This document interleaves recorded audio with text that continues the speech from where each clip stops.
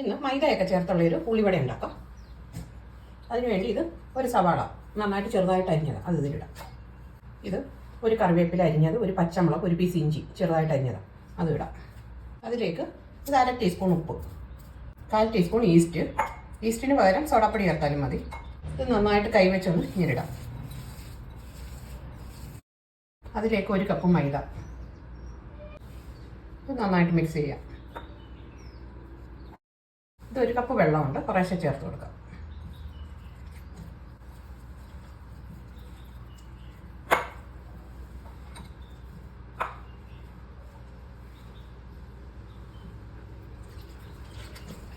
നന്നായിട്ടിത് കുഴച്ചെടുക്കാം. ഇത് നന്നായിട്ട് കുഴച്ചെടുത്ത് ഒരു 1/4 കപ്പ് വെള്ളമേ ആവശ്യമായിട്ട് വന്നിട്ടുള്ളൂ. ബാക്കി ഇത്രയും അധികമാണ്. ഒരു ഇച്ചിരി ലിക്വിഡായിട്ടാണ്, ഒത്തിരി ഡ്രൈ ആകാതെ ഇങ്ങനെ കുഴച്ചെടുത്തേക്കുന്നത്. ഇനി ഒരു 3-4 മണിക്കൂർ ഇത് റെസ്റ്റ് ചെയ്യാൻ നോക്കാം. ഇതിപ്പോൾ 4 മണിക്കൂറായി. ഇതെല്ലാം കുഴച്ച് വെച്ചിട്ട് ഇനി ഒന്ന് എടുത്ത് നോക്കാം. നന്നായിട്ട് ഇത് പൊങ്ങി വന്നിട്ടുണ്ട്.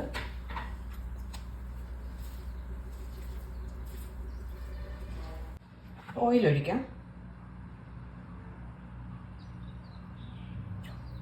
കൈ രണ്ടിലും വെള്ളം ഇങ്ങനെ തൊടാം.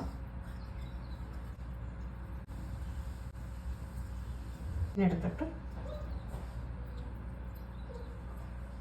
ഹോള് പോലെ ഇങ്ങനെ ഹോൾ ഉണ്ടാക്കിയിട്ട് എണ്ണയ്ക്കകത്തിടാം.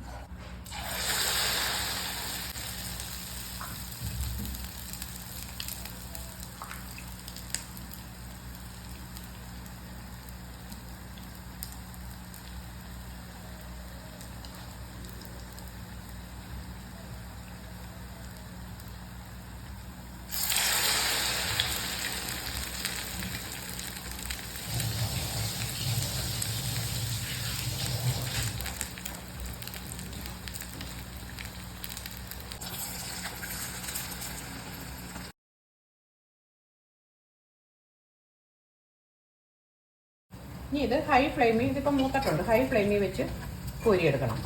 എണ്ണ അധികം കുടിക്കാതിരിക്കാൻ വേണ്ടി ഇടുമ്പോഴും എടുക്കുമ്പോഴും ഹൈ ഫ്ലെയിമിൽ വെക്കണം. ഇനി കുറേശ്ശെ ഇങ്ങനെ ചെറുതായിട്ട് ഇങ്ങനെ ഇടാം.